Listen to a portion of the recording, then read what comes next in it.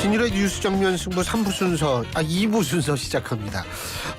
여러분 제가 항상 얘기하지만 유튜브 들어가셔서 YTN 라디오 채널 구독해 주시고요. 신일의 뉴스 정면 승부 좋아요와 댓글 남겨주시면 정말 감사하겠습니다. 자, 금요일 2부 순서는 정면 인터뷰인데요. 요새 우리한테 제일 많이 우리 입에 오르내리는 국가 바로 중국입니다.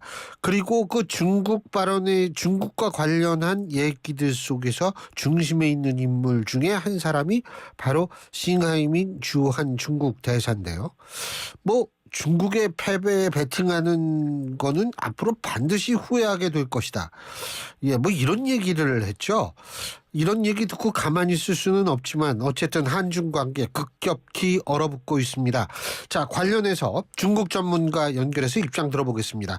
호서대학교 전가림 교수 전화 연결합니다. 정 교수님 안녕하세요. 네, 안녕하세요. 예, 이거 어떻게 들으셨어요, 정 교수님은? 매우 부적절한 그런 발언이라고 생각을 합니다. 외교의 어떤 일반적인 관례라든지 아니면은 발언의 내용 그 자체를 보더라도 잘못됐다라고 보고요. 특히 더군다나 중국 대사가 그리고 또 중국 외교부가 아직도 한중 관계를 과거의 시각에서 판단하고 있는 것이 아니겠냐. 과거에는 절대적이고 일방적인 어떤 모습을 보여왔죠. 우리가 고려나 조선에서 그것을 경험한 바가 있습니다. 그렇지만 적어도 현대는 상대적이고 쌍무적인 관계를 중시하는데 이 현대적인 시각에서 한중 관계를 바라보고 있지 못하다는 데 정말 아쉬움을 남깁니다. 그렇죠. 아니, 개인적인 관계에서도 당신 그 후회할 거야 이런 식으로 얘기를 하면 그 얼마나 사실 그 기분이 나쁩니까? 예? 근데 이게 나라와 나라의 관계, 그것도 한 나라를 대표한다는 대사가 그런 식으로 얘기를 한다는 거, 이거 사실 저는 솔직히 이런 생각을 좀 했어요. 뭐냐면 그 트럼프 대통령이 왜 얘기한 거 있지 않습니까? 시진핑이 트럼프를 만났을 때 자신들끼리 얘기하는데 이게 트럼프가 전언을 한 얘기인데 한국은 예전에 중국의 속국이었다. 갑자기 이런 이런 얘기도 떠오르고 좀 상당히 기분이 안 좋더라고요. 예. 그렇죠. 감정적으로나 현실적인 측면에서 보더라도 매우 부적절하고 또 기분도 안 좋습니다. 그래서 제가 조금 전에 말씀드린 것 같이 중국이 아직도 한국을 과거의 시각에서 보고 있구나. 현대적인 시각에서 따라가지 못하고 있구나 하는 그런 아쉬움이 많이 남습니다. 지금 중국 정부의 분위기는 어떻다고 평가하십니까? 전 교수님께서는. 싱하이밍 전 대사에 대한 어떤 기본적인 발언에 대해서는 별다른 문제가 없다라고 판단하고 있고요. 그리고 또 우리가 이제 싱하이밍 대사의 조치를 한 이후에 중국 정부의 어떤 조치를 기다리고 있는데 그 조치에 대해서 아무런 대꾸가 없는 상황입니다. 싱하이밍 대사는 2020년 1월에 부임을 했기 때문에 정상적으로 따지면 임기가 이미 지난 상태입니다. 아마 지금 바로 불러들이기에는 외교적인 부담도 있고 자국의 어떤 이미지 그리고 이번 사건을 마치 인정하는 듯한 그런 뉘앙스를 던질 수 있기 때문에 아무래도 새로운 임기가 부여되는 내년 초반쯤 해가지고선 불러들이지 않을까 그렇게 생각합니다. 그렇군요. 임기는 이미 지났군요. 아하. 네, 맞습니다. 그렇군요. 근데요, 교수님, 이 싱하이밍 대사라는 사람이 종이에 쓴 거를 15분 동안 읽은 거 아니에요? 그죠? 네, 맞습니다. 읽었는데 이게 그러니까 상당히 준비도 해온 거고, 그죠? 이 중국 정부의 입장이라고 볼 수도 있는 부분이 있지 않을까, 저는 그렇게 생각을 하는데, 만약 이게 중국 정부의 입장이 많이 포함이 된 거라면 중국 정부는 어떤 의도에서 우리한테 이런 식으로 얘기를 했을까요? 네, 교수님께서 판단하신 부분이 맞다라고 저도 생각을 합니다. 우선 1년에 중국의 어떤 입장을 우리가 좀 살펴볼 필요가 있는데요. 올 초부터 한국의 대미 경사 그리고 한국의 일본과의 관계 개선에 대해서 굉장히 불만을 가져왔던 것이 중국 외교부의 기본적인 내용이었습니다.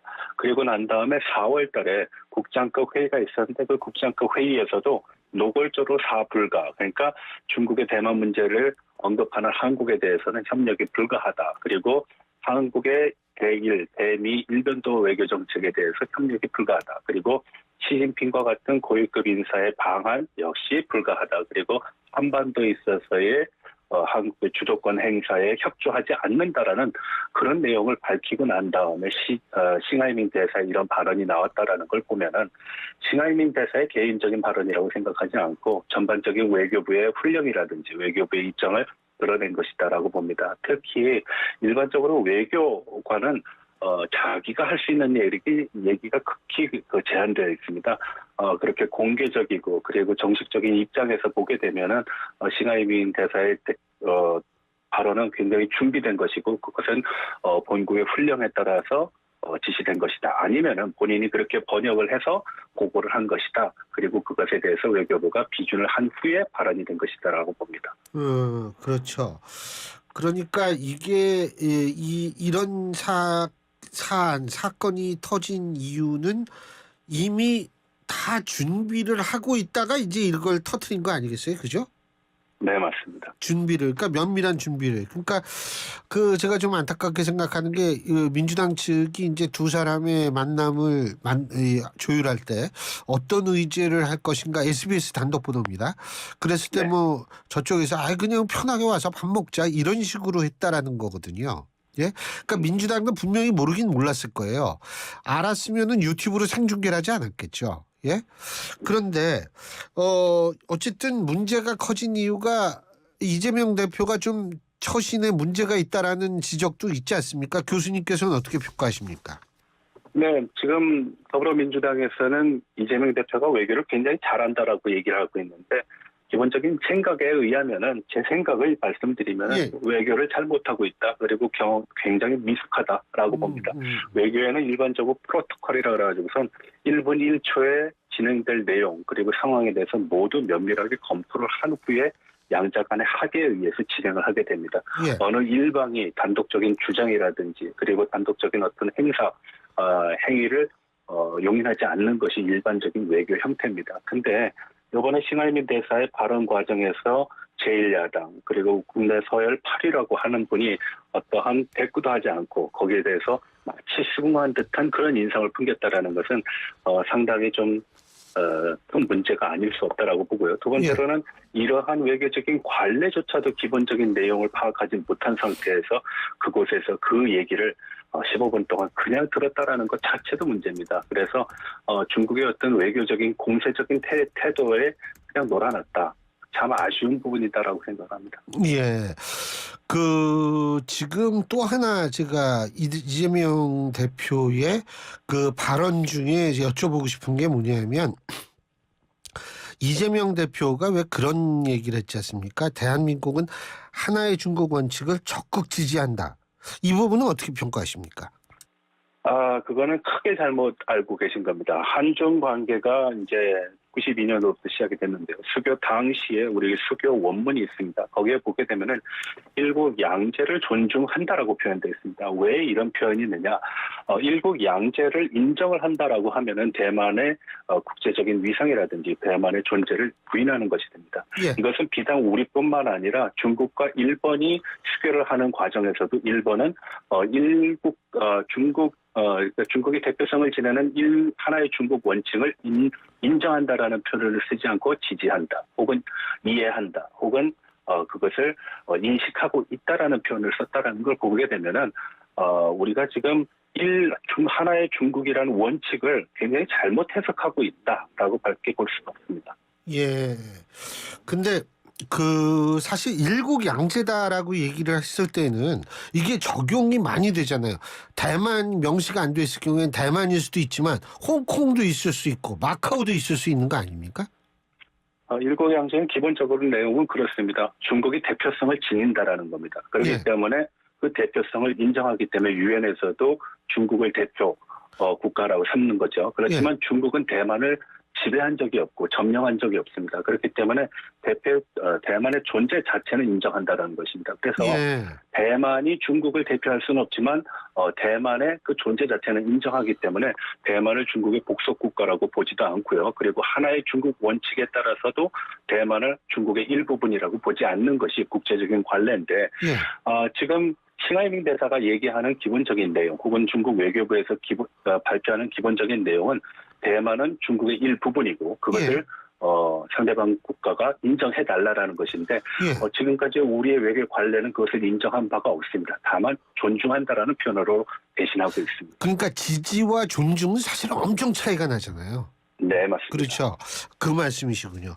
근데 지금 어쨌든 민주당 의원들이 또 중국에 갔습니다. 그런데 뭐 이게 2달 전부터 추진한 거라 취소할 수 없다. 이런 입장이 지금 민주당의 입장인데, 그리고 뭐 이럴 때일수록 교류를 해야 된다. 뭐 이런 저건데, 뭐 전 교수님도 정치학자 입장에서 어떻게 평가하십니까? 이 부분을? 뭐 교류를 하겠다라는데 반대하지는 않습니다. 기본적으로. 그렇지만 우리가 보통 어떤 상황에 직면해가지고선 선후 완급의 문제를 좀 따져볼 필요가 있는데 예. 지금 2차례에 걸쳐서 민주당 의원이 갔거든요. 첫 번째는 이제 민생특위의 위원들이 주로 구성이 돼서 갔습니다. 그렇다면 뭐 한중 관계, 경제 관계를 풀겠다.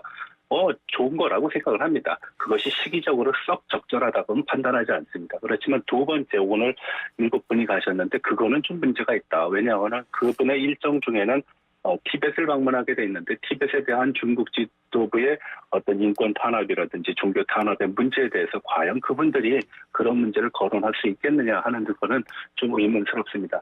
그리고 또 한 가지 좀 아쉽다라고 말씀드릴 수 있는 것은 더불어민주당이 지금 제1야당이긴 합니다. 그렇지만 만약에 한중 관계 개선을 위해서 그리고 한한령의 어떤 해제 아니면 한중의 어떤 사회 문화적인 교류를 더욱 증진시키기 위해서 도움을 주겠다라고 얘기하면은 적어도 여당도 같이 가야 되는 것이 아닌가 하는 그런 의문도 많습니다.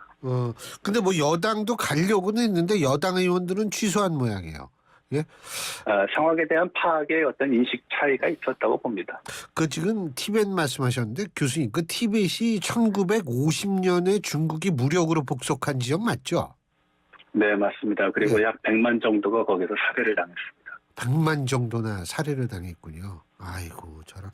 그리고 뭐 달라이라마 문제로 또 수시로 중국이 그걸 뭐 달라이라마가 방한을 한다 뭐 한다 그러고 수시로 문제 삼고 이러지 않았습니까? 그죠? 네, 그렇습니다. 뭐 외교적인 압박을 굉장히 거칠게 하고요. 그러한 거친 외교적인 공세는 진짜 보통 우리가 외교부라고 하면은 비둘기파적인 성격이 강합니다. 화합과 대화를 강조하는데 오히려 중국 외교는 전랑 외교라 그래가지고선 더 전투적이고 공세적이고 그리고 협박과 공갈을 아무렇지 않게 생각하는 그러한 무감각적인 어떤 외교 형태를 최근 보이고 있다는 것을 보게 되면은 중국 외교가 과연 책임 있는 대국으로서의 모습을 보이고 있는가 하는 의문도 남습니다. 근데 이제 일각에서는 뭐 미중 그 국무장관, 그 외교부 장관 뭐 이런 사람들이 만났다고 그러면서 야 이거 미국하고 중국은 다시 이게 좋아질 것 같은데 왜 우리는 이 중국하고 이렇게 되느냐 이런 식으로 얘기하는데 이 부분은 어떻게 보십니까? 외교라는 것을 일도 양당 그러니까 한 단칼로 뭐 좌우로 이렇게 나눠서 판단할 수 있는 문제가 아닙니다. 외교라는 것은 앞에서는 웃으면서도 뒤에서는 큰 것을 이제 뭐 칼을 다듬기도 할 수 있고요. 그리고 또 굉장히 첨예하게 대립을 하면서도 또 한편으로서는 대화의 창구를 열어놓는 것입니다. 그것이 바로 외교의 묘미이기도 하고요. 외교가 가지고 있는 특징입니다. 외교에서는 항구적인 친구도 없고 그리고 영원한 적도 없습니다. 다만 영원하고 항구적인 국가 이익만 존재하는 것뿐입니다. 그래서 미국의 일련의 사람들이 중국을 방문했다 그래가지고서 미국에 대해서는 유화책을 쓰고 한국에 대해서는 반경책만을 쓴다라고 판단하는 것은 굉장히 1차원적인 이해라고 보시면 되겠습니다. 저 교수님 그리고 우리는 자꾸 우리가 뭐 중국과 제1교역국이고 뭐 관광객이 중요하고 이런 얘기 그러니까 우리가 필요한 것만 얘기를 하는데 중국도 우리를 필요로 하는 점은 없나요? 중국 필요하죠. 우리가 중국이 필요하죠. 아마 지금 네, 말씀하십시오. 예, 아니 우리가 필요한 거죠. 그러니까 중국이 우리를 필요로 하는 거죠. 네, 맞습니다. 예. 중국이 우리를 필요로 할 수 있는 부분이 굉장히 많습니다. 뭐 일단 경제적으로 잘 아시다시피 반도체 분야도 있겠지만 우리가 경제를 떠나서 정치, 안보 영역을 보게 되면은 중국은 한국과 미국과의 동맹 관계를 굉장히 부담스러워할 겁니다. 자기의 영향력 투사를 위해서는 한국이 보다 친중적이고 중국에 대해서 우호적인 어떤 입장을 표명하는 것이 중국의 대외적인 역량 투사에 대해서 굉장히 긍정적으로 작용할 텐데 최근 들어서 우리가 지난 정부에 있어서의 잘못된 외교 관행 그리고 비정상적인 양국 관계를 극복하기 위해서 그리고 회복하기 위해서 정상적인 양국 관계를 지향하는 측면에서의 노력을 하고 있다는 측면을 그들은 좀 잠깐 오해를 하고 있는 것 같습니다. 결국은 이게 한국과 미국의 어떤 협력 그리고 동맹관계 공고하라는 것이 비단 한국의 자체적인 어떤 외교적인 특징일 뿐만 아니라 지역의 안보에 있어서도 굉장히 중요하다. 이 지역의 안보에 있어서 중국의 역할이 그동안 부실했고 미흡했다라는 걸 증명하는 것인데 중국 스스로는 그것을 인정하고 있지 않고 있습니다. 그리고 교수님, 이게 일반적으로 우리가 놓고 봤을 때요, 이 지금 중국의 이런 뭐 전략 외교다 뭐 이런 얘기를 하는데, 저는 사실 이게 궁금한 게 시진핑 주석의 등장 이후, 특히 최근에 이제 그 연임한 이후에 권위주의화 경향이 굉장히 강해지고 있다라는 생각을 전 갖거든요. 바로 중국에 있어서의 권위주의화 경향과 지금 이런 식의 어떤 외교하고 관계가 있습니까? 있다고 보세요? 네, 그렇습니다. 예. 체제의 한계라고 보시면 됩니다. 체제와 이념의 차이라고 보시면 됩니다. 예. 이게 사회주의 체제라는 게 굉장히 경직되어 있고 제한적이기 때문에 굉장히 다양성이 있고 그리고 포용적인 어떤 외교 정책을 시행하기가 굉장히 어렵습니다. 우리가 북한의 사례를 보더라도 아주 극명하게 알 수 있습니다. 그래서 그들의 언어가 그렇게 거칠고 우리가 입에 담을 수 없을 정도의 언어 사용을 일반화하고 있는 것도 그렇고요. 예. 그들의 협박이라든지 그리고 압박 그리고 나아가서는 공세적인 외교 형태가 아주 일반화되는 것도 그들의 어떤 체제와 이념이 가지고 있는 한계 그리고 경직성이라고 말씀드릴 수 있겠습니다. 예. 그러니까 사실 이게 교수님 보실 때 중국의 시진핑 정권의 권위주의화 경향은 앞으로 더 강해질 거라고 보십니까? 어떻다고 보십니까? 적어도 사회주의 체제 그리고 공산당이 지배하는 중국 하에서는 이런 체제적인 어떤 특징이 갖는 내용들은 변하기가 굉장히 어렵다. 그리고 그것을 변화하기 위해서는 사상의 해방이라든지 다양성 그리고 포용성을 전제를 해야 되는데 과연 이 체제에서 그것을 용인할 수 있겠는가 하는 문제의 의문을 가져봅니다. 그래서 예. 제 개인적인 생각은 한국에 대한 스트레스 테스트, 지금과 같은 어떤 모습은 스트레스 테스트다. 일부분은 줄어들 수 있을지 몰라도 예. 그것이 영원히 없어지진 않을 거다라고 봅니다. 예. 그러면은 사실 이렇게 바뀐 중국에 있어서의 경향에 맞춰서 우리 외교도 좀 바뀌어야 되는 거 아닌가? 대중국 외교요. 어떻게 해야 된다고 보세요? 네, 저는 그래도 대화의 문은 열어놔야 된다. 예, 물론 우리가 그렇겠죠. 기분 상한다고 해야 좀 감정적으로 대응할 필요는 없다라고 봅니다. 다만 지금까지 우리의 외교가 30년의 역사를 갖고 있는데 최근 5년에서 한 10년 정도 사이의 대중국 외교를 보게 되면은 굉장히 비정상적이고 비대칭적이고 비공정한 그런 관계를 보여왔습니다. 그래서 차제에는 한중 관계가 공정하고 평등하고 상대적이고 쌍무적인 관계를 유지를 해야 된다고 보고 이것이 한중 관계를 더욱더 풍부하게 그리고 미래에 있어서 공생공존할 수 있는 그런 근거가 되지 않을까라고 생각을 합니다. 한중 관계는 어떻게 과거처럼 좀 이 지금과 같은 위기는 어느 정도 극복이 될 거라고 보십니까? 자, 그거 여쭤보기 전에 하나만 제가 여쭤보는 게 지금 우리가 소위 말해서 그 대사 추방 같은 거 얘기하지 않습니까? 그렇죠? 네. 근데 페르소나 논 그라타 어떻게 보십니까? 가능성. 페르소나 논 그라타는 언제든지 가능합니다. 그렇지만 페르소나 논 그라타를 시행함으로 인해 가지고선 한중 간에 얼마만큼의 득과 실이 있는가를 우선 좀 따져볼 필요가 있는데요. 예. 어차피 임기 말에 있는 싱하이밍을 우리가 강제 추방한다고 그래가지고서 문제가 해결되는 것도 아니고요.